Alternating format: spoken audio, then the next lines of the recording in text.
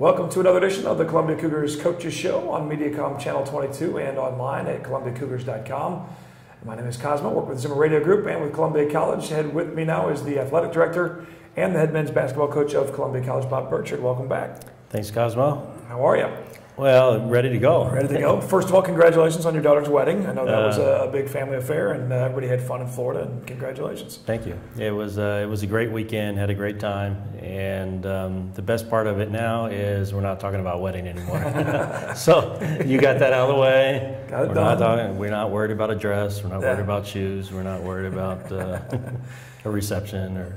Preseason polls coming out, obviously, for the AMC conference, both for your squad, the men's squad, and for Coach Davis and the ladies, both for conference at least, both picked to win the conferences. And then the preseason numbers coming out as far as the rankings are concerned.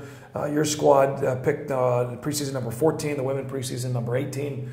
I know that probably doesn't mean a whole lot necessarily to you. The guys probably look at that a little more, the players, than you do, but talk a little bit about that honor of the preseason rankings. Well, it's an honor, Cosmo. The coach speak is, well, it's preseason, we haven't played a game, and all that.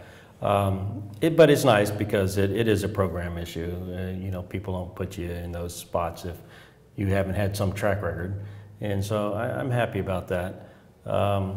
In terms of what our goals are and where we're trying to get to, it's blending a couple of new guys in with a good core group of returners, and then each team is different, and so your preseason polls are really predicated on program history, what happened last year, who you got returning, those type of issues.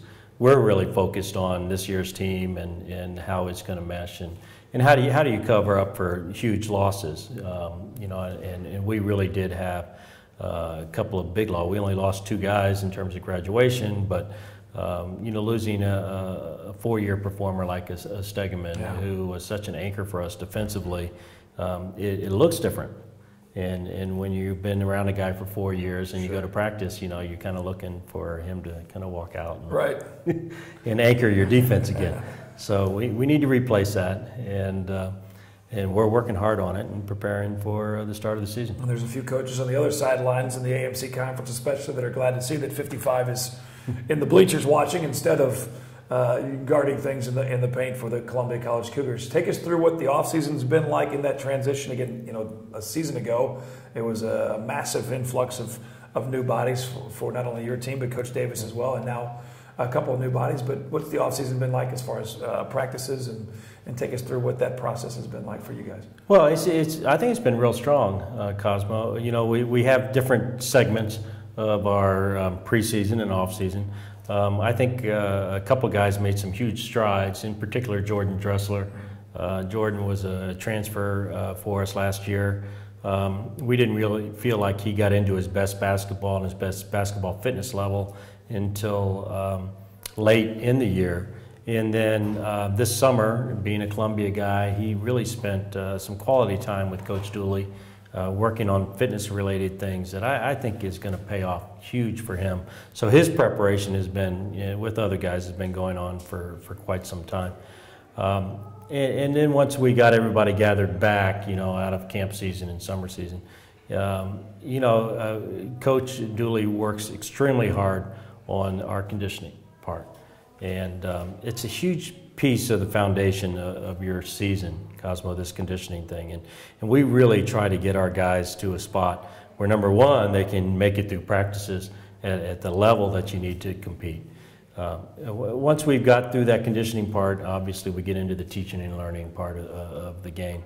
And no matter how many returners you have, no matter how many new guys you have, every single preseason has a pattern to it.